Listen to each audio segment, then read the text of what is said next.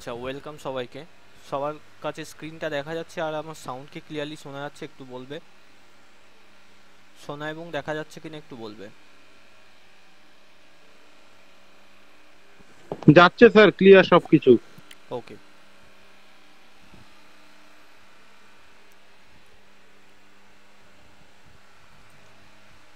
আচ্ছা, ঠিক আছে। তো আমরা ব্রুনারের থিওরি আজকে শুরু করব আমরা। যদিও একদিন শুরু করেছিলাম, হঠাৎ করে সেটা ডিসকানেক্ট হয়ে যায়, কন্টিনিউ করতে পারিনি ক্লাসটাকে। তো আমরা আগের দিন ফ্রয়েড করেছি, আশা করি বাড়িতে তোমরা রিভিশনও করেছো। তো আজকে ব্রুনারের যে স্ক্যাফোল্ডিং থিওরি সেটাকে নিয়ে আমরা আলোচনা করব। তো চলো শুরু করা যাক। তো এই যে স্ক্যাফোল্ডিং থিওরি, এই স্ক্যাফোল্ডিং থিওরি এর প্রবক্তা হলেন জেরোমি ব্রুনার। ওকে, জেরোমি জেরোমি ব্রুনার। তো এই যে জেরোমি ব্রুনার, তিনি তার এই স্ক্যাফোল্ডিং থিওরি দিয়েছেন, বা যেটাকে আমরা ব্রুনারের তত্ত্ব নামেই পরিচিত। স্ক্যাফোল্ডিং জিনিসটা কি, বা স্ক্যাফোল্ডিং কথাটার অর্থ কি? দেখো, আমরা যখন সিঁড়িতে উঠি, সিঁড়ি দিয়ে যখন ধরো তুমি গ্রাউন্ড ফ্লোর থেকে ফার্স্ট ফ্লোর বা সেকেন্ড ফ্লোরের দিকে যাবে, তখন আমরা সিঁড়ি দিয়ে এরকমভাবে সিঁড়ি বেয়ে বেয়ে উঠি। তো সিঁড়ি বেয়ে বেয়ে উঠি, ঠিক সেরকম একটা শিশু একটা শিশু যখন ছোট থেকে বড় হচ্ছে, সে যে সমস্ত গুণগুলোকে অর্জন করছে, যেমন ধরো সে নিজে নিজে খেতে শিখছে, হ্যাঁ, নিজে নিজে সাইকেল চালাতে শিখছে, স্কুলে যেতে শিখছে, পড়াশুনো করতে শিখছে। তো এই যে জিনিসগুলো আমরা অর্জন করেছি, এই যে আমরা আজকে লিখতে পড়তে শিখেছি, সেটা কিন্তু এরকমই সিঁড়িতে ওঠার মতো, দেখো, ধাপে ধাপে কিন্তু আমরা শিখেছি, তাই না? প্রথমে আমরা পেন ধরতে শিখেছি, তারপরে সেখানে অ আ এ বি সি ডি এগুলো শিখেছি, তারপরে আমরা লেখা পড়া এগুলো সব আস্তে আস্তে শিখেছি। তো এই যে একটা শিশুর যে কোনো বিকাশ, ব্রুনার কি বলছেন তাহলে, একটা শিশুর যে কোনো বিকাশ সেটা কি হচ্ছে, এইভাবে ধাপে ধাপে হচ্ছে, ধাপে ধাপে হচ্ছে। আর এই যে ধাপে ধাপে হওয়ার সময় একজন থাকেন, তার নাম হচ্ছে MKO। কিছু বলছো, বলো।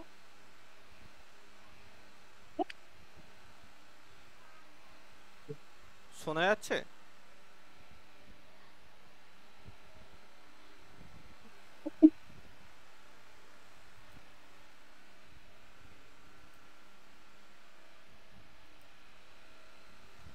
শোনা দেখা যাচ্ছে তো? হ্যাঁ স্যার। আচ্ছা। তো এই যে তিনি কি বললেন, তিনি বললেন এই যে স্ক্যাফোল্ডিং যারা করাচ্ছেন তাদের একজন সাহায্যকর্তা থাকে, সাহায্যকর্তা বা সাহায্যকারী থেকে থাকেন, তাদেরকে বলা হয় MKO, মোর নলেজেবল আদার্স। ঠিক আছে, আমরা ভাইগটস্কি তত্ত্বে যখন পড়েছি, মনে পড়ছে ZPD বলে আমরা একটা জিনিস পড়েছিলাম, ZPD অর্থাৎ জোন অফ প্রক্সিমাল ডেভেলপমেন্ট। সেখানে ওই MKO এর ধারণা কিন্তু আমরা পেয়েছি যে যারা আমাদের থেকে কোনো একটা বিষয়ে বেশি জানে, তারা তাদের কাছ থেকে আমরা সেই বিষয়টা শিখে নিই। যেমন তোমার দাদা তোমার আগে সাইকেল চালানো শিখে গেছে, এবার তুমি যখন সাইকেল চালানো শিখছো, তোমার দাদা তোমাকে সাহায্য করছে, তো দাদা হচ্ছে এক্ষেত্রে MKO। তো এই যে ZPDর ধারণা, এখান থেকে একটা প্রশ্ন দেয়, ZPDর ধারণা প্রথম কে দিয়েছিলেন? সর্বপ্রথম যদি বলা হয়, জোন অফ প্রক্সিমোডিস্টা জোন অফ প্রক্সিমাল ডেভেলপমেন্টের ধারণা, সেটা কিন্তু দিয়েছিলেন ব্রুনার, সর্বপ্রথম যদি জিজ্ঞেস করে। এরপরে ব্রুনার এটাকে কমপ্লিট না করে, এটাকে ত্যাগ করে ছেড়ে দেয়, কোয়াইট করে, এবং তারপরে আমাদের ভাইগটস্কি এই ZPDটাকে কমপ্লিট ধারণা এটা দিয়ে থাকেন। তো যদি প্রশ্ন আসে যে MKO বা ZPD এর ধারণা সবার প্রথমে কে দিয়েছেন, তখন ব্রুনার করব। যদি সবার প্রথমে না দিয়ে শুধুমাত্র ধারণা বা এই নিয়ে গবেষণা কে করেছেন এরকম প্রশ্ন দেয়, তখন আমরা ভাইগটস্কি উত্তর করব। তো এটা হচ্ছে স্ক্যাফোল্ডিং। তাহলে সহজ ভাষায় স্ক্যাফোল্ডিং বললে আমরা বোঝাচ্ছি এটাকে সাহায্য করা, সাহায্য করা, বাইরে থেকে কোনো রকম সাহায্য করা, সেটাই হচ্ছে স্ক্যাফোল্ডিং। হ্যাঁ, তারপর দেখো ব্রুনারের এই যে তত্ত্ব, সেটা আবিষ্কারমূলক তত্ত্ব শিখন প্রক্রিয়ার অন্তর্গত। এখানে তিনি একটা মেথডের কথা বলেছিলেন, সেটা হচ্ছে ডিসকভারি, ডিসকভারি লার্নিং মেথড।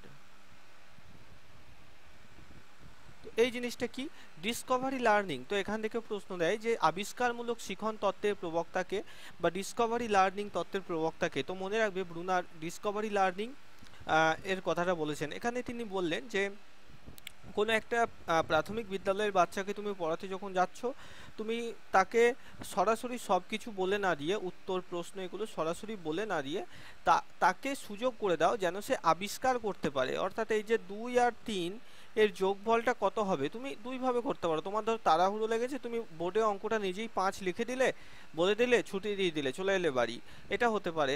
এটা এক রকমের, কিন্তু এতে শিশু বা শিক্ষার্থীর কোনো রকম উপকার হবে না, বরং আমাদেরকে শিখতে হবে যে 2 আর 3-এ কেন 5 হচ্ছে বা এখানে কত হতে পারে, ঠিক আছে, এখানে কত হতে পারে সেটা যাতে শিশু নিজে আবিষ্কার করতে পারে, নিজে ডিসকভার করতে পারে। সে মূর্ত ধারণা সেখানে তুমি দিতে পারো যে তাকে 2টো চক দিলে আর 3টে চক দিলে মোট কটা চক হলো তাকে গুনতে বললে, সে দেখলো মোট 5টা চক হলো, তো সেখানে 5 লিখলো।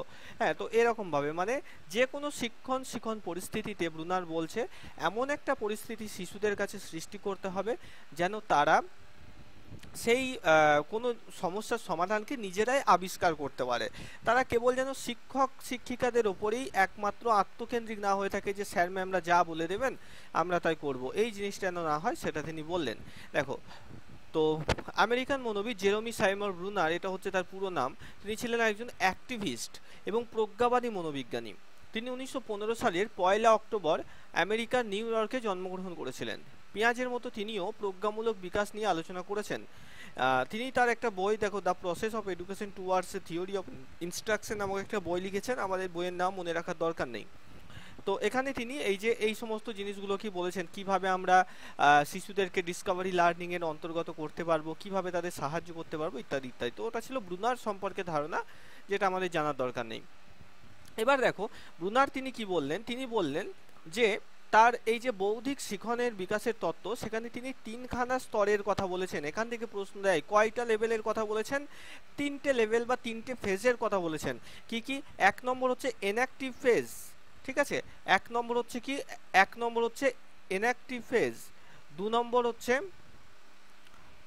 হচ্ছে আইকনিক ফেজ, আর 3 নম্বর হচ্ছে সিম্বলিক ফেজ।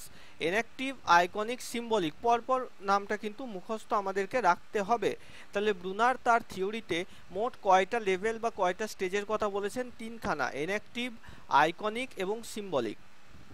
এগুলো হচ্ছে লার্নিং মোডস। এবার তিনি কি বলছেন যে যখন একটা শিশু পড়াশুনো করছে, দেখো এই যে শিশুটিকে তোমরা দেখতে পাচ্ছ একদম ছোট্ট বয়সে, সে এখন কিন্তু কিছুই পড়তে জানে না বা কিছু লিখতে জানে না, কোনো কিছুই জানে না, সে কেবল বইয়ের পাতা উল্টাতে শিখেছে, সে হয়তো কলম বা পেন্সিলটাকে ধরতে শিখেছে, হ্যাঁ, এইভাবে ছবি দেখছে বই উল্টে উল্টে। এটা একদম বাচ্চা বয়সে। এই শিশুটি কত বছর বয়স হবে? খুব জোর 2 বছর বয়স বা 3 বছর বয়স হবে, তাই না? এরপরে আস্তে আস্তে সে যখন আর একটু বড় হলো, তার যখন বয়স 6 বছর, 7 বছর, 8 বছর এরকম হচ্ছে, মানে মোটামুটি ক্লাস 2-3-তে পড়ছে, তখন এরকমভাবে তারা ছবি দেখে দেখে বইয়ের মধ্যে বিভিন্ন ছবি দেখে শিখছে, ছোটোখাটো বর্ণগুলোকে পড়তে পারছে, এবং এরপরে তোমাদের আমাদের মতো বয়সে একদম সিম্বলিক স্টেজে এসে সেখানে দেখো কম্পিউটার নিয়ে, লাইব্রেরিতে মোটামোটা বই খাতা নিয়ে কিন্তু এখন শিশু পড়াশুনো করতে পারছে।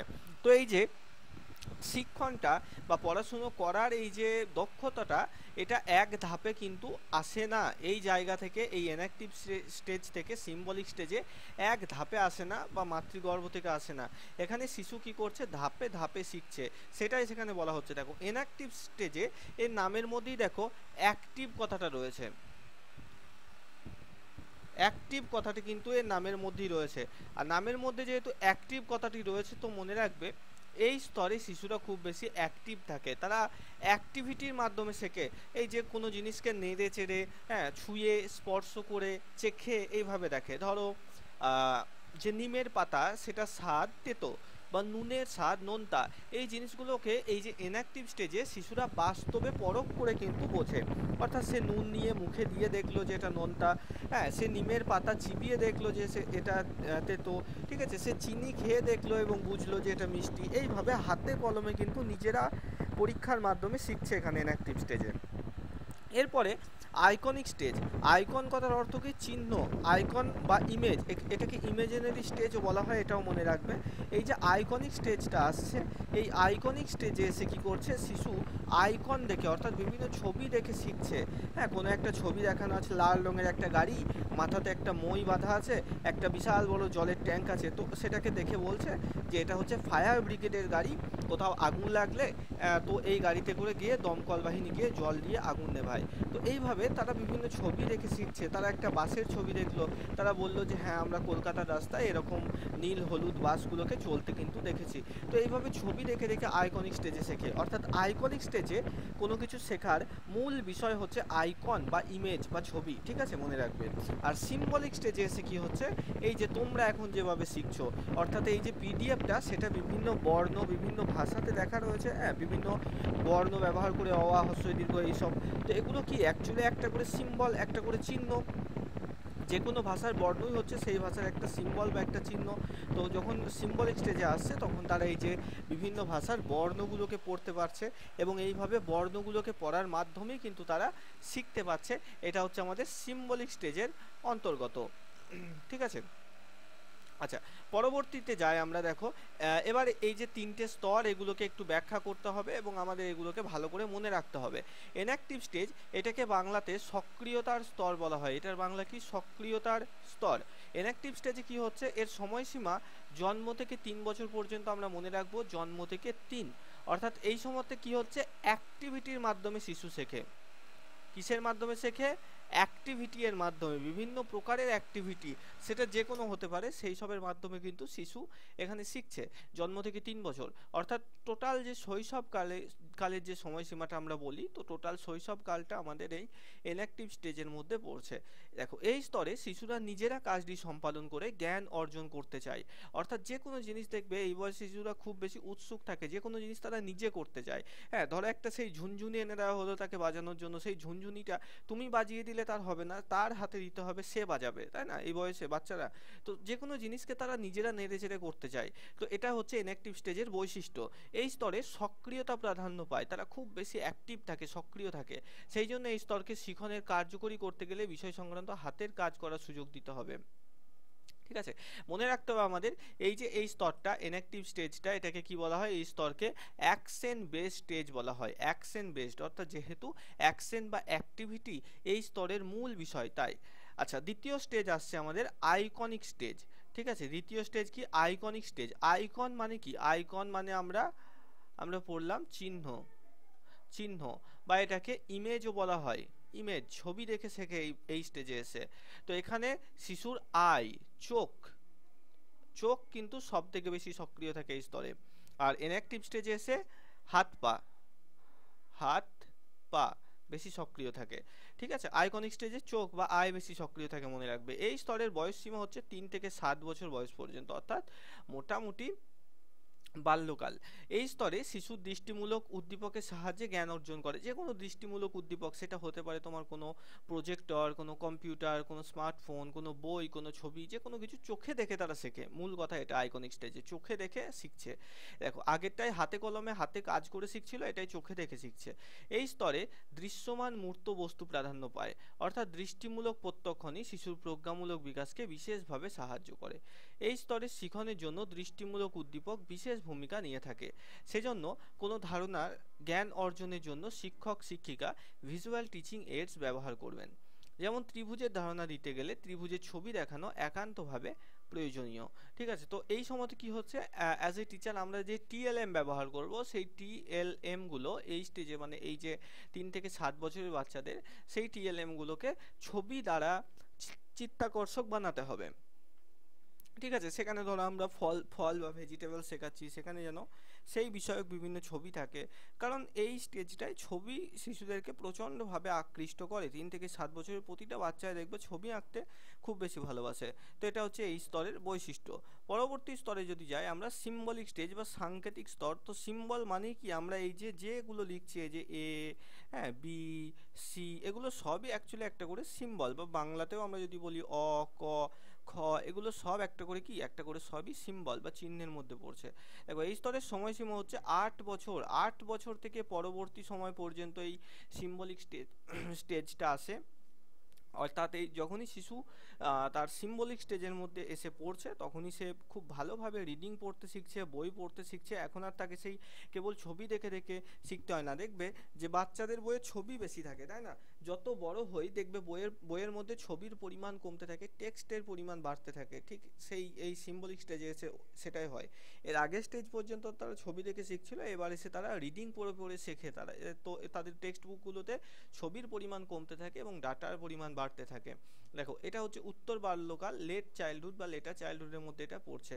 হ্যাঁ, এবং এটা অ্যাডোলেসেন্স মানে বয়ঃসন্ধিকাল পর্যন্ত কিন্তু থাকছে। এই স্তরের ধারণা অর্জনের সময় ব্যক্তির সংকেত, চিহ্ন, যুক্তি প্রভৃতি ব্যবহার করে, অর্থাৎ এই বয়সে তারা যুক্তি দিতে পারে। হ্যাঁ, পিঁয়াজের তত্ত্বে যেমন সেই বলেছিলাম না, লাস্ট স্টেজটা কংক্রিট অপারেশনাল স্টেজের পরে যেটা থাকছে না, ফর্মাল অপারেশনাল স্টেজ, সেখানে যেমন তারা যুক্তি দিতে পারতো, বিমূর্ত চিন্তন করতে পারতো, কোনটা ভালো কোনটা মন্দ বিচার করতে পারতো, নিজেরা কোনো সিদ্ধান্ত নিতে পারতো, সেই সব বৈশিষ্ট্যগুলোই এই স্টেজের মধ্যেও আসছে। অর্থাৎ শিশু এই বয়সে এগুলো করতে পারছে। হ্যাঁ, তারা বিভিন্ন সংকেত, চিহ্ন এগুলো বুঝতে পারে। এই স্তরে ব্যক্তি বিমূর্ত চিন্তন করতে পারে, অ্যাবস্ট্র্যাক্ট থিঙ্কিং করতে পারে, মনে রাখবে অ্যাবস্ট্র্যাক্ট থিঙ্কিং তারা এই বয়সে করতে পারছে। এটা কোন বছর থেকে পারে? 11 বছরের পরবর্তী সময় থেকে। ঠিক আছে, যখন তাদের বয়স 11 বছরের অধিক হয় তখন থেকে তারা বিমূর্ত চিন্তন করতে পারে সব ক্ষেত্রে। এই স্তরে ব্যক্তি কঠিন বিমূর্ত সাংকেতিক ধারণা অর্জন করতে সক্ষম হয়। বিমূর্ত চিন্তন কি? মানে যে জিনিসটা আমাদের কাছে নেই সেটাকে নিয়ে কল্পনা করা। হ্যাঁ, যেমন ধরো 6 থেকে 3 বাদ দিলে কত থাকবে? 3 থাকবে। এটা আমরা যখন মুখে মুখে হিসাব করছে কোনো শিশু, তার কাছে 6টা কাঠিও নেই, 3টে কাঠি ভেঙে দেবে সেরকম নেই। আগে কি হতো, 6টা দাগ টানতো এরকম ভাবে, 3টে দাগকে কেটে দিত, পড়ে থাকতো 3টে, তো উত্তর বলতো 3টে। এটা হচ্ছে মূর্ত চিন্তন। কিন্তু যখন এটা সে মনে মনে হিসেব করে ফেলছে আর এরকম দাগ টানার দরকার বা হাত গোনার দরকার হচ্ছে না, সেটাকে আমরা বিমূর্ত চিন্তন বলছি। তো এটা করতে পারে 11 বছরের পরবর্তীতে, ভালোভাবে করতে পারে। দেখো এই স্তরে ব্যক্তি কঠিন বিমূর্ত সাংকেতিক ধারণা অর্জন করতে সক্ষম হয়। এই স্তরে বিভিন্ন গাণিতিক চিহ্ন যেমন যোগ, বিয়োগ, গুণ, ভাগ, সমান, অসমান, হ্যাঁ, লেস দেন, গ্রেটার দেন, এই সমস্ত বিভিন্ন গাণিতিক চিহ্নগুলো দেখে তারা হিসাব করতে পারে। বিভিন্ন চিহ্নগুলো সম্পর্কে তাদের বোধ কিন্তু জন্মায়। ঠিক আছে, এরপর দেখো some important concepts given by Bruner. তো ব্রুনার যে সমস্ত ইম্পর্টেন্ট কনসেপ্ট দিয়েছেন তার মধ্যে অন্যতম হলো ডিসকভারি লার্নিং। তো এই ডিসকভারি লার্নিং কি? আমি প্রথমেই বললাম এটাকে বাংলাতে বলা হয় আবিষ্কারমূলক শিখন। এখান থেকে একটা প্রশ্ন দেয় যে এই যে আবিষ্কারমূলক শিখন এর প্রবক্তাকে বা উদ্ভাবককে? তো মনে রাখবে ব্রুনার হচ্ছে আবিষ্কারমূলক শিখন বা ডিসকভারি লার্নিং এর উদ্ভাবক। তো এখানে কি বলা হচ্ছে যে শিক্ষার্থী নিজেই নিজের বোধগম্যতাকে তৈরি করে, অর্থাৎ নিজেই নিজের জ্ঞানকে সৃষ্টি করে। ঠিক একই জিনিস আমরা নির্মাণবাদের ক্ষেত্রেও দেখি। নির্মাণবাদ বা কনস্ট্রাকটিভিজম যেটা রয়েছে, নির্মিতিবাদ, সেখানে ওই একই জিনিস বলা হয়েছে নির্মাণবাদে, যে শিশুরা জ্ঞানের সক্রিয় সংগঠক, তারা নিষ্ক্রিয় প্রাপক বা গ্রাহক নয়। অর্থাৎ যে কোনো বিষয়ের জ্ঞান শিশুরা নিজেরা তৈরি করে, নিজেরা পরখ করে নেয়। তুমি বললে আগুনে হাত দিও না, আগুন গরম, কোনো একটা বাচ্চাকে, সে সারা জীবন আগুনে হাত দেবে না তোমার কথা শুনে এমন নয়। তার মনে সবসময় একটা উস্কোচানি থাকবে যে আগুনে একবার হাত দিয়ে দেখি তো আদেও গরম কিনা, নাকি ও আমাকে মিথ্যা কথা বললো। তো একবার যখন সে হাত দিয়ে ছ্যাঁকা খাবে তবেই সে বুঝতে পারবে যে এটা সত্যিই গরম।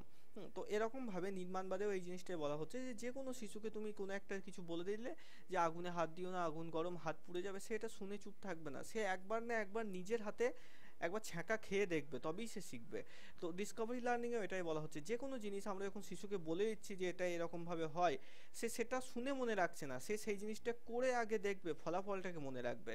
এটাই হচ্ছে ডিসকভারি লার্নিং। দেখো বোধগম্যতাকে তৈরি করে, নিজের জ্ঞানকে নিজে সৃষ্টি করবে, আবিষ্কার করবে, কোনো সমস্যার সমাধানের পদ্ধতিকে আবিষ্কার করে এই ডিসকভারি লার্নিং মেথডের মাধ্যমে। কোনো একটা অঙ্ক পারছো না, সেটাকে সরাসরি স্যারের কাছে দেখে না নিয়ে তুমি নিজে কিছু চেষ্টার মাধ্যমে সেটাকে সমাধান করার চেষ্টা করলে, এটাও একটা ডিসকভারি লার্নিংয়ের অন্তর্ভুক্ত হচ্ছে।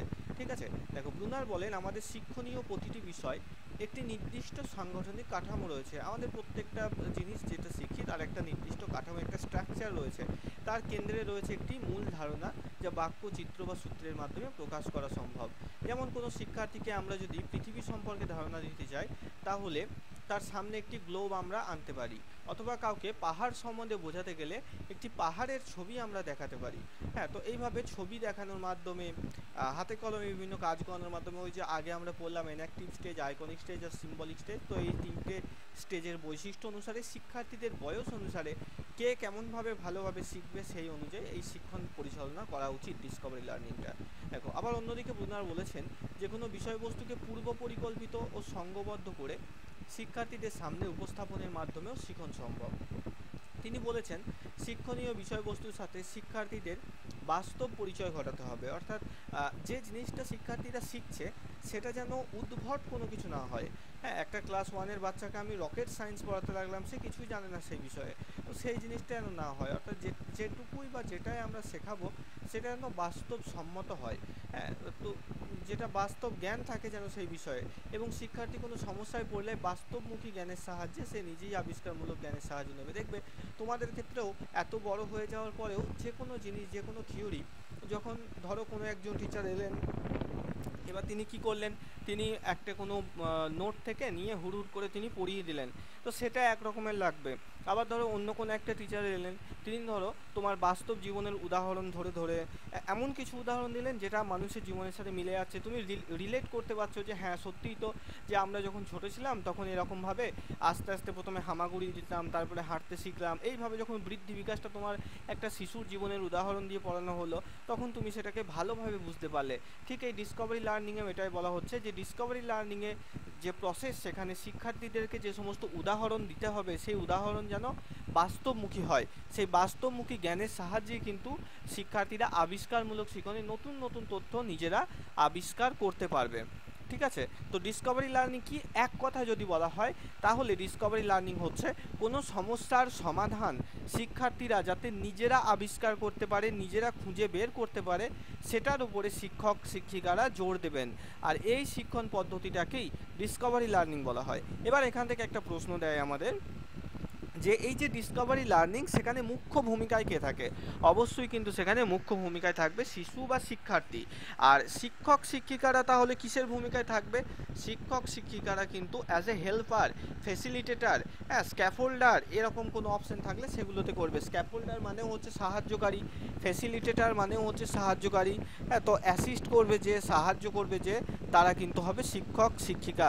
তারা কখনো শিক্ষণের কেন্দ্রে থাকবে না, শিক্ষণের কেন্দ্রে সবসময় শিশু থাকবে। ওকে, আশা করি এত দূর বোঝা গেল। এরপরে দেখো এই এই যে আবিষ্কারমূলক শিখন বা ডিসকভারি লার্নিং রয়েছে, তো এর তাৎপর্য কি রয়েছে? এর তাৎপর্য কি রয়েছে দেখো, এখানে শিক্ষার্থীরা প্রথমে সমস্যাকে আবিষ্কার করবে, তারা নিজে থেকে সমস্যাকে আবিষ্কার করতে শিখবে, তারা বুঝতে শিখবে যে কেন অঙ্কের উত্তরটা মিলছে না, সেটাকে ভুলটাকে নিজেরা খুঁজে বের করলো, আইডেন্টিফাই করলো ভুলটাকে। আবিষ্কারমূলক শিখনের মাধ্যমে শিক্ষার্থীর মধ্যে ইতিমধ্যে যা শিখেছে তা ঠিকমতো চিহ্নিত করে নতুন চিন্তা দিকে অগ্রসর। এবার ধরো কোনো একটা অঙ্কের উত্তর কোনোভাবেই মিলছে না, তাহলে প্রথম তোমার কাজ হবে যে কেন মিলছে না সেটাকে আবিষ্কার করা, তো ভুলটাকে আবিষ্কার করা গেল। এরপরে 2 নম্বর স্টেজে আসছে কি, যে নতুনভাবে চিন্তা করা, অর্থাৎ এই ভুলটাকে কিভাবে তুমি সংশোধন করবে, কিভাবে করলে এই ভুলটা হবে না, সেইটাকে নিয়ে আমাদের নতুন চিন্তা করতে হবে। আবিষ্কারমূলক শিখনেও ঠিক এই জিনিসটা হচ্ছে, এই জিনিসটাকে এই যে অঙ্ক করার সাথেই মিলিয়ে মিলিয়ে পড়বে, দেখবে খুব সহজে মনে থাকবে। শিক্ষার্থীরা এখানে নিজেরাই নিজেদের ধারণা গড়ে তোলে, তাই শিখনের বিষয়টি তাদের কাছে অনেক বেশি অর্থবহ হয়ে ওঠে। দেখবে একটা অঙ্ক ধরো তোমার আটকে গেছে, সেই অঙ্কটা তুমি স্যারের কাছে করে নিলে, সেটা 2 মাস পরে আবার কিন্তু ভুলে যাবে, কিন্তু ওই অঙ্কটা স্যারের কাছে না করে নিয়ে বারবার বারবার বারবার চেষ্টা করার মাধ্যমে হঠাৎ করে তুমিই ধরো করে ফেললে একবার, তো এই যে একবার অনেক কষ্টের পর তুমি একবার করে ফেললে অঙ্কটাকে, সেই ক্ষেত্রে কিন্তু আমরা দেখব যে সেই ক্ষেত্রে আমাদের কিন্তু ওই অঙ্কটার সহজে আমরা ওই 2 মাস পরে আর কিন্তু ভুলে যাব না। অর্থাৎ টিচারের কাছে করে নিয়ে আমরা ভুলে যাচ্ছিলাম, কিন্তু আমরা যখন নিজে অঙ্কটাকে করলাম তখন কিন্তু আর আমরা ভুলবো না গো। ঠিক আছে, এটাই এই জিনিসটাই সব ক্ষেত্রেই হয়, ডিসকভারি লার্নিংয়ের ক্ষেত্রেও তাই। যেহেতু মানে সমস্যাটা অঙ্কটা কিভাবে মিলবে সেই প্রসেসটা শিক্ষার্থী নিজেই আবিষ্কার করছে, তাই সে নিজেই কিন্তু আর কোনো দিন অঙ্কটাকে ভুলছে না।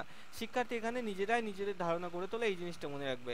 দেখো এই শিখনের মাধ্যমে শিক্ষার্থীদের মধ্যে সমস্যা সমাধান, আত্মবিশ্বাস এবং নির্ভরশীলতা জন্মায়। যখন কোনো একটা অঙ্ক তুমি পারছো না, তোমার মিলছে না, ঠিক সেই সময়ে তুমি সেটাকে টিচারের কাছে নিয়ে গেলে, সেখানে টিচার করে দিলেন, সেটাতে কিন্তু তোমার আত্মবিশ্বাস বাড়বে না, তোমার মনে সবসময় এটা খটকা লাগবে যে এই সহজ অঙ্কটা আমি পারলাম না, স্যারের কাছে নিয়ে যেতে হলো, এরকম মনে হবে। কিন্তু যখন তুমি অনেক কষ্ট করে নিজেই যখন করে ফেলবে এই অঙ্কটাকে, তখন কিন্তু তোমার আত্মবিশ্বাস বাড়বে যে হ্যাঁ আমি অঙ্ক পারবো, শুধু একটু আলাদা করে ভাবতে হবে। তোমার নিজের ওপর নির্ভরশীলতা জন্মাবে একটা, যে হ্যাঁ আমার দ্বারা হবে, তাই না? শিক্ষার্থীদেরও ঠিক এই জিনিসটা হয়, যে কোনো সমস্যার সমাধান যখন তারা নিজে করে, তারা নিজেদের ওপর একটু আত্মবিশ্বাসী হয় যে হ্যাঁ আমি পারবো। ঠিক আছে, দেখো এখানে সমস্যায় পড়ার ফলে শিক্ষার্থীরা তার পূর্ববর্তী অভিজ্ঞতাকে কাজে লাগায়। অর্থাৎ তার কোনো একটা অঙ্ক ধরো মিলছে না কো, তো এর আগেও এই ধরনের কোনো একটা অঙ্ক সে করেছিল, সেই অঙ্কটাকে কিভাবে করেছিল বা সেই সময় স্যার কি কি বলেছিলেন কিভাবে করতে হবে, সেই জিনিসগুলোকে তিনি শিক্ষার্থী একবার মনে করে নিল। এর ফলে সে দেখলো যে একই রকম অঙ্ক হওয়ায় আজকে সে অঙ্কটা কিন্তু মিলিয়ে দিতে পারলো। তো এই জিনিসটাই হয় যে আমরা যে কোনো সমস্যা যখন সমাধান করি, আগে যদি আমরা কোনো এরকম সমস্যা সমাধান করে থাকি, সেই জিনিসগুলো আমাদের মনে পড়ে, এবং তার ফলে কিন্তু আমরা সমস্যাটাকে খুব দ্রুত এবং সহজে সমাধান করে ফেলতে পারি। আচ্ছা, এরপরে আছি স্পাইরাল কারিকুলাম। স্পাইরাল কারিকুলাম সম্পর্কে বলবো, তার আগে যতটা বললাম এত দূর অবধি তোমাদের কারো কোনো অসুবিধা আছে কিনা বলো।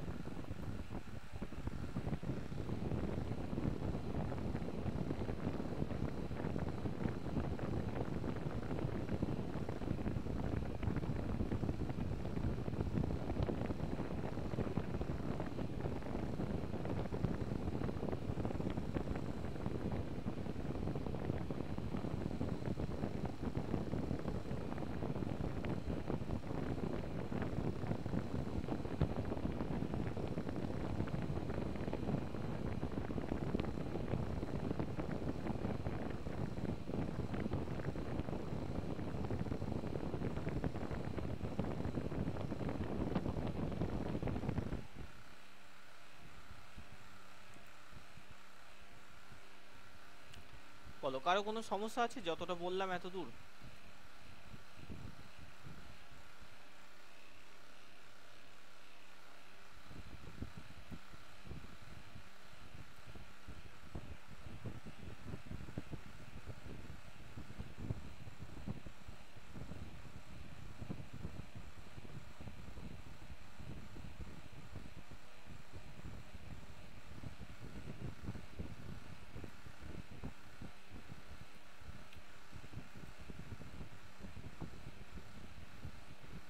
ঠিক আছে, চলো এবার স্পাইরাল কারিকুলামটা আমরা দেখি। তো প্রথম প্রশ্ন আসে আমাদের, দুটো কারিকুলাম আছে, একটাকে বলা হয় স্পাইরাল,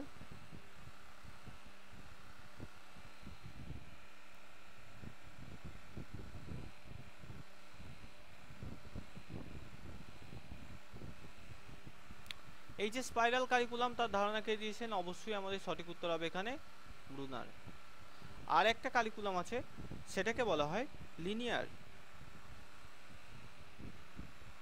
দুই প্রকার কারিকুলাম একে অপরের বিপরীত। ঠিক আছে, একে অপরের বিপরীত। তো এই যে স্পাইরাল কারিকুলাম বা যেটাকে আমরা সর্পিল পাঠ্যক্রম বলছি, সেই জিনিসটা কি? ঠিক এরকম ভাবে দেখো, এই যে একটা ছবি রয়েছে আঁকা বাঁকা, হ্যাঁ এরকম, এটা কি বলা হচ্ছে? আমাদের স্পাইরাল কারিকুলাম। তো এখানে কি বলা হচ্ছে যে আমরা একটা সহজ ভাষায় পড়ি, যে তুমি ধরো তুমি সেই প্রথম দিন থেকে ক্লাস করছো, প্রথমে আমরা বৃদ্ধি বিকাশ পড়েছি, তারপরে আমরা বংশগতি পড়েছি, সামাজিকীকরণ পড়েছি, তাই তো এই সব কিছু পড়েছি। এবার আজকে এসে তোমাকে যদি আমি বৃদ্ধি বিকাশ থেকে কোনো একটা প্রশ্ন করি, হয়তো দেখা যাচ্ছে তুমি উত্তরটা দিতে পারছো না। তোমাকে সামাজিকীকরণ থেকে যদি একটা আমি কোনটা সামাজিকীকরণে প্রাইমারি ফ্যাক্টর কোনগুলো সেকেন্ডারি ফ্যাক্টর জিজ্ঞেস করি, তুমি হয়তো উত্তরটা দিতে পারছো না, মনে করতে পারছো না।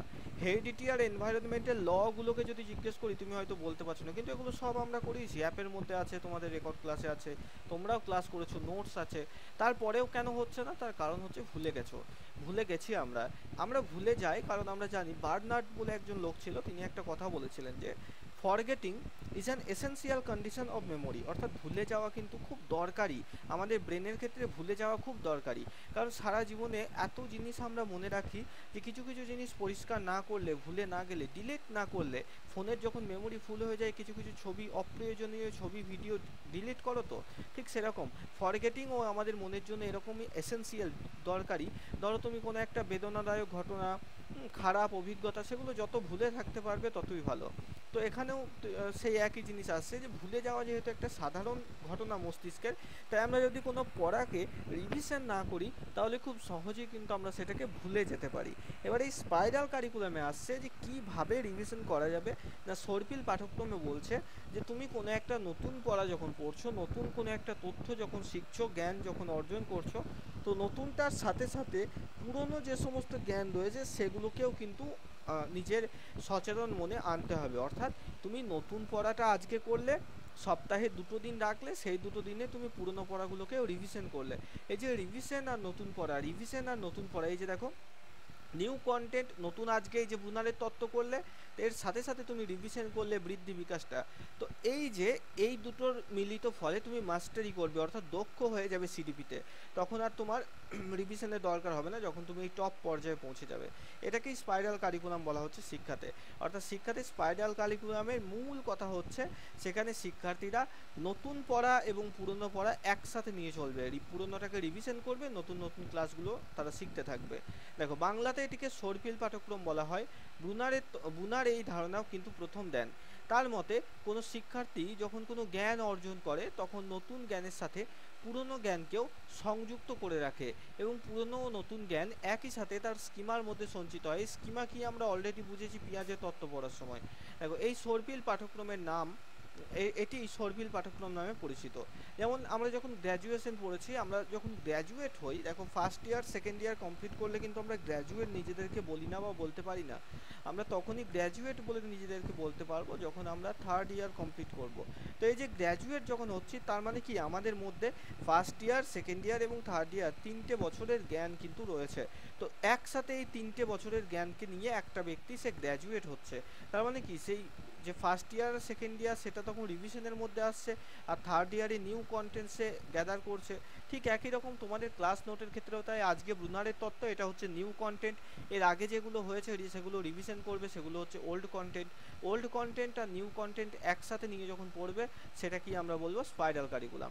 এবার এর বিপরীত যেটা আছে বললাম লিনিয়ার কারিকুলাম, সেখানে কি বলা হচ্ছে, সেখানে বলা হচ্ছে প্রতিদিনকার পড়া প্রত্যেক দিন পড়ো। আমি আজকে ব্রুনারের তত্ত্ব পড়ালাম, তোমরা ব্রুনারের তত্ত্ব পড়লে, ক্লাস করলে, বাড়িতে মানে ক্লাস শেষ হওয়ার পরে খুব সুন্দরভাবে নোট বানালে, প্রচুর রিভাইজ করলে, ব্যাস হয়ে গেল, বুনারের তত্ত্ব আর খোলার দরকার নেই। তারপরে কালকে ধরো পরের ক্লাসে ধরো আমি পড়ালাম এরিকসনের তত্ত্ব পড়ালাম, তো এরিকসনটা করলে। তারপরে ধরো আমি বুদ্ধি ইন্টেলিজেন্স করালাম, সেটা করলে। এরকমভাবে মানে যেদিন যেটা করাবো সেদিন সেটা পড়ছো খুব মন দিয়ে, কিন্তু সেটাকে রিভিশন করছো না। এই কারিকুলামটা হচ্ছে লিনিয়ার কারিকুলামের মধ্যে পড়ছে। এখানে বলছে তুমি সরল লেখায় যাও, লাইন একটা লাইন ধরে যাও। হ্যাঁ, সেখানে তোমার পুরনো পড়া পিছনের দিকে তাকানোর দরকার নেই, পুরনো পড়া রিভিশনের দরকার নেই। তো যদি প্রশ্ন আসে যে শিশু কেন্দ্রিক শিক্ষাকে সমর্থন করে কোন কারিকুলাম, অবশ্যই সেখানে স্পাইরাল কারিকুলামকে মনে রাখবে। অর্থাৎ এই যে স্পাইরাল কারিকুলাম সেটা হচ্ছে গুড ওয়ান, ঠিক আছে, সেটা পজিটিভ সেন্সে ব্যবহার হয়। হ্যাঁ, শিশুদের জন্য উপযোগী বা পাঠকদের জন্য উপযোগী স্পাইরাল কারিকুলাম। অপরদিকে লাইনার বা লিনিয়ার যে কারিকুলাম রয়েছে সেটা কিন্তু উপযুক্ত নয়, সেটা কিন্তু ভুল অনেকটা। ঠিক আছে, আশা করি এই কারিকুলামের ব্যাপারটা বোঝা গেল। এবার কিছু কোয়েশ্চেন আছে, তার আগে কোনো সমস্যা থাকলে আরেকবার বলবে, এরপরে আমরা কোয়েশ্চেনগুলোকে আলোচনা শুরু করব।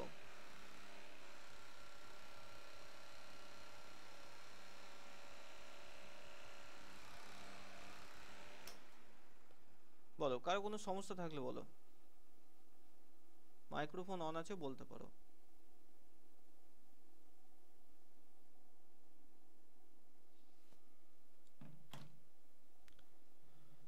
আচ্ছা, চলো, হয়তো সমস্যা নেই। আহ, একটু মানে কথাবার্তা বলবে, আর নলে কেমন জড়বস্তু জড়বস্তু লাগে সবাইকে। তো চলো শুরু করছি, প্রশ্নগুলোর অ্যান্সার করবে। 1 নম্বর প্রশ্ন,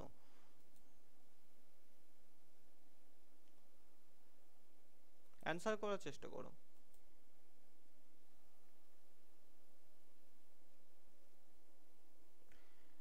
learning by doing and experiencing the consequence of your action is, কোনো কিছু করে শেখা, হাতে কলমে তার ফলাফল শেখা, এটা কোন স্টেজের মধ্যে পড়ছে?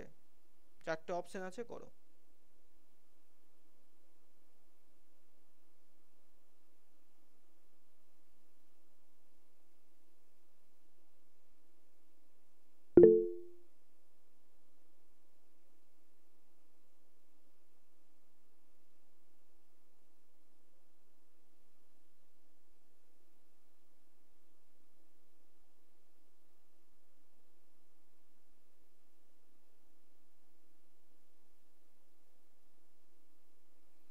আচ্ছা, এখানে সঠিক উত্তর কি হবে? এখানে আমাদের সঠিক উত্তর হবে, বলো, ইনঅ্যাক্টিভ স্টেজ, অপশন সি। সিটা। হুম, একদম তাই। তারপরেরটাই যাই, 2 নম্বরটা বলো। Children learn in dash way and not learn in a dash way. এই যে কারিকুলাম, কোন পদ্ধতিতে শিশুরা শেখে বা শেখানো উচিত আর শেখানো উচিত নয় কোন পদ্ধতিতে? অপশন এ স্পাইরাল হবে প্রথমে, তারপর লিনিয়ার, তারপর হচ্ছে লিনিয়ার স্পাইরাল, নাকি কি বলা হয়েছে এখানে, মেকানিস্টিক আর কনস্ট্রাকটিভিস্ট, আর আনস্ট্রাকচার আর কনস্ট্রাকটিভিস্ট, বলো।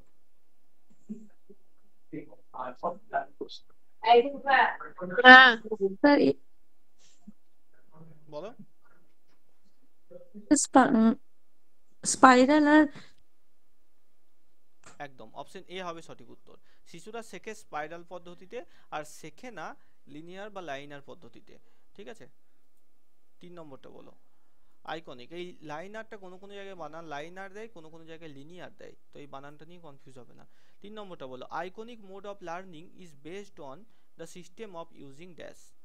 মানে আইকনিক মোডে কি দেখে শিশুরা শেখে? এ ভ্যারাইটি অফ অ্যাক্টিভিটিস, বিভিন্ন কাজকর্ম, সিম্বল, চিহ্ন, ইমেজ অ্যান্ড ডায়াগ্রাম, ছবি এবং বিভিন্ন ডায়াগ্রাম দেখে, নাকি different type of graph? Sir সিএরটা হবে। একদম তাই, সঠিক উত্তর হচ্ছে option C, image and diagram হবে এখানে সঠিক উত্তর, আইকনিক মোড। পরের 4 নম্বর বলো। মোডগুলো মনে আছে তো? প্রথমে হচ্ছে ইনঅ্যাক্টিভ, তারপরে হচ্ছে আমাদের আইকনিক, তারপরে হচ্ছে সিম্বলিক, EIS মনে রাখবে। আচ্ছা, চারেরটা বলছে আইকনিক, ব্রুনারের তত্ত্বে আইকনিক স্টেজে পেঁয়াজের কোন স্তরের সাথে অনেকটা একই রকমই মিল আছে, মানে সেখানেও দেখে শেখে এখানেও দেখে শেখে, কোনটা?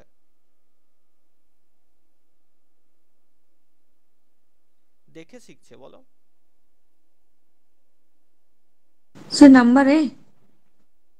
না, এই সময়তে তো শিশুরা অনেকটা বড় হয়ে যায়, এখানে তো দেখে শেখে না। এখানে তো জন্ম থেকে 2 থেকে 7 7 থেকে 11 বছর সময়সীমা, এত বড়তে হচ্ছে না। আমাদের অপশন বি হবে, সেন্সরি মোটো, একদম ছোটবেলাতে যখন তারা দেখে দেখে শেখে। আচ্ছা, 5এরটা বলো। বুনার যে শিক্ষণ পদ্ধতির কথা বলেছেন সেটা কোনটা? স্যার ডি এরটা। একদম সঠিক উত্তর হচ্ছে অপশন ডি, ডিসকভারি লার্নিং। 6 নম্বর বলো।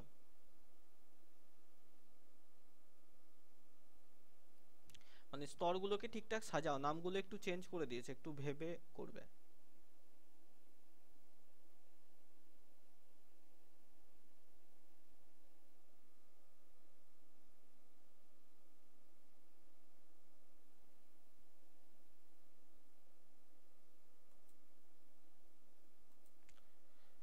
দেখো, এই ধরনের যে প্রশ্নগুলোর ক্ষেত্রে সবসময় মনে রাখবে, দেখো সিম্বলিকটা কিন্তু একই নাম রেখেছে, বাকি দুটো চেঞ্জ করে দিয়েছে।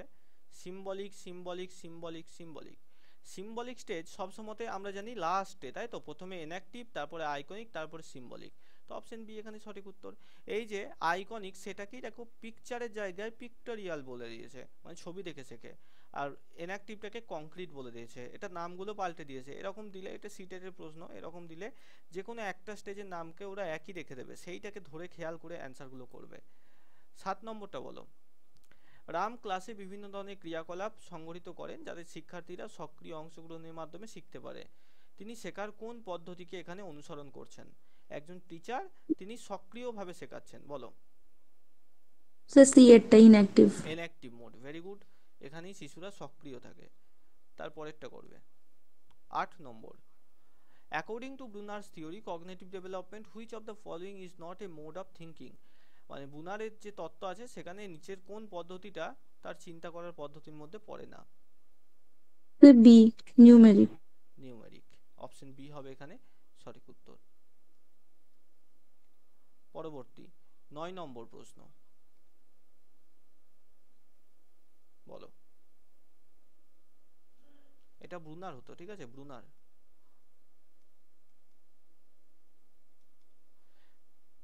সক্রিয় অংশগ্রহণ এবং নতুন জ্ঞান খোঁজা, সক্রিয় অংশগ্রহণের কথা এখানে বলা আছে। ডিসকভারি লার্নিং, রোট মেমোরাইজেশন, কন্ডিশনিং, নাকি সিগন্যাল লার্নিং? কি হবে? এরটা। একদম অবশ্যই এ হবে এখানে। Very good. ঐশ্বর্য, তাই তো, ঐশ্বর্য ঘর। আচ্ছা, লাস্ট কোয়েশ্চেনটা, এটা 2017 সালের আসা কোয়েশ্চেন, যদি প্রিভিয়াস ইয়ার করে থাকো জানবে, বলো দেখি এটা কি হবে।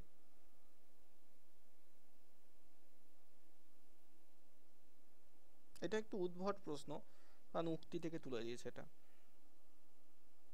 এখানে সঠিক উত্তর ব্রুনার হয়ে যাবে, ঠিক আছে। আরশোলা পাখি নয়, এরকম নেতিবাচক উদাহরণ, মানে এই যে নয়, না, এই ধরনের শব্দযুক্ত উদাহরণ শিক্ষার্থীদের দিতে তিনি মানা করেছেন। আচ্ছা, এটা হচ্ছে 2022 সালের আসা প্রশ্ন, ইংরেজি আর বাংলা দুটো ভার্সনই আছে। অ্যান্সারটা বলো দেখি সবাই।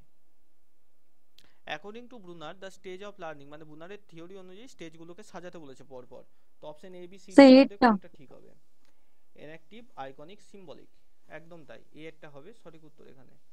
ঠিক আছে, এটা 2022 সালে টেট পরীক্ষা এসেছিল। তো এরকমই সহজ সহজ প্রশ্ন দেবে আজকের ক্লাসটার পর, বুনারের থিওরি থেকে যা প্রশ্ন দেবে, আর কোনো সমস্যা তোমাদের থাকবে না, ঠিক আছে। তো চলো, আজকে এত দূর থাক। কারো কোনো সমস্যা থাকলে অবশ্যই বলবে। যে কোনো সমস্যা, কোনো নোট না থাকলে আমি নাম্বার দিয়ে দিচ্ছি আবার, এই নাম্বার আমাকে হোয়াটসঅ্যাপ করবে।